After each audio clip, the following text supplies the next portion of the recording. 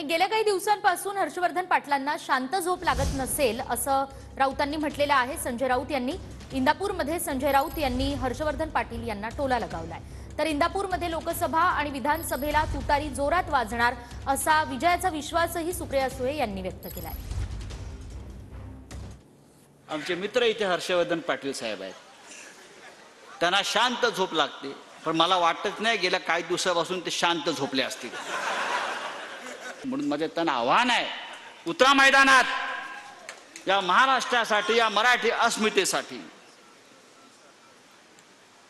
त्यांच्या मनातली अस्वस्थता अलीकडे आम्हाला जाणवते। त्यांच्या जीवनातली शांतता भारतीय जनता पक्षानंच खतम करून टाकलेली आहे।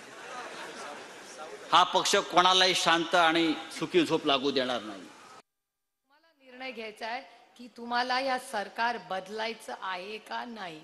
मला माहिती आहे इंदापूरकर काय करणार आहे।